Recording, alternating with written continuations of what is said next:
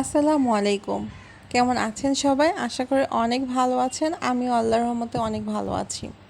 অনেক দিন পর নতুন আরেকটি ভিডিও নিয়ে চলে আসলাম। ইদানিং দেখা যায় যে আমার ব্লগ ভিডিওগুলো কেন জানি বানাতে ইচ্ছে করে না।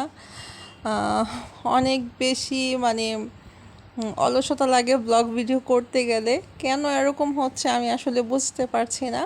আচ্ছা, যাই হোক, তো এখানে হচ্ছে আজকে আমি ফুলঝুরি পিঠা বানাবো, সেজন্য সে প্রিপারেশন নিচ্ছিলাম।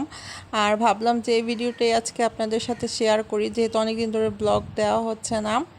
তো এখানে হচ্ছে ময়দা, চালের গুঁড়া, চিনি, লবণ এবং পানি দিয়ে আমি আর ডিম দিয়ে খুব ভালোভাবে মিশিয়ে নিয়েছি। দেন হচ্ছে একটা চুলায় আমি হচ্ছে যে ওই ছাঁচগুলা তেলের মধ্যে গরম করে নিয়েছি।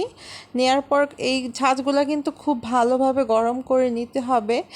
আর এই ছাঁচটা এক চুলায় আপনি গরম করবেন, আর অন্য চুলায় হচ্ছে এই পিঠাটা তৈরি করবেন। মানে ছাঁচটা কিন্তু তেলের মধ্যেই রাখতে হবে। তো আমি কিভাবে এটা দিলাম আপনারা তো দেখেই নিশ্চয়ই বুঝতে পারছেন, আর আমার মনে হয় না বলে বোঝানো দরকার। তো এই যে দেখতেই পারলেন যে আমি এক সাইডে কিন্তু পিঠাটা তৈরি করছি একটা কড়াইয়ের মধ্যে, আর আরেক সাইডে হচ্ছে আমি ছাঁচগুলা গরম করতে দিয়েছি। তো আপনি যদি একটা বড় কড়াই নেন, দেখা যাবে যে আপনি সাইডে কিন্তু পিঠাটা বানাতে পারবেন এবং আরেক সাইডে কিন্তু আপনি ছাঁচটাও গরম দিতে পারবেন। যেহেতু আমার কড়াইটা ছোট, তাই আমি আরেকটার মধ্যে নিয়েছি। তো এইভাবে পিঠাটা শুধু কিন্তু আপনি ময়দা দিয়েও তৈরি করতে পারেন, আবার চালের গুঁড়া দিয়েও তৈরি করতে পারেন। তো আর দুইটা যদি মিক্স করে তৈরি করেন তাহলে কিন্তু অনেক বেশি মুচমুচে হয়।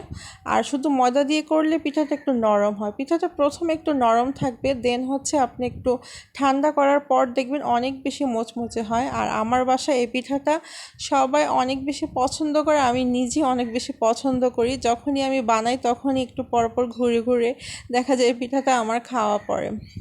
তো এই পিঠাটা আমার মনে হয় সবচেয়ে সহজ একটা পিঠা, বাট এটা কিন্তু বানাতে একটু সময় লাগে। তো আপনি যদি আমার চ্যানেলে নতুন হয়ে থাকেন তাহলে অবশ্যই আমার চ্যানেলটি সাবস্ক্রাইব করে দেবেন, পাশে থাকা বেল আইকনটি প্রেস করে দেবেন, যেন নতুন ভিডিও কোনো আপলোড দিলে আপনার কাছে পৌঁছে যায়। আর ভিডিওর কোনো অংশে যদি ভালো লাগে থাকে তাহলে অবশ্যই লাইক, কমেন্ট এবং শেয়ার করে দেবেন। তো ইদানিং চেষ্টা করছি একটু ভিডিওতে একটু প্রতিদিন কিছু কিছু ভিডিও দেওয়ার, তারপরও যদি না পারি তাহলে আর কি করার বলেন। তো এইভাবে আমি সবগুলো পিঠা কিন্তু বানিয়ে নিয়েছি। আর এই যে দেখেন আরও কিছু পিঠা বানিয়েছিলাম, সেগুলো আমি কন্টেনারে রেখে দিয়েছি।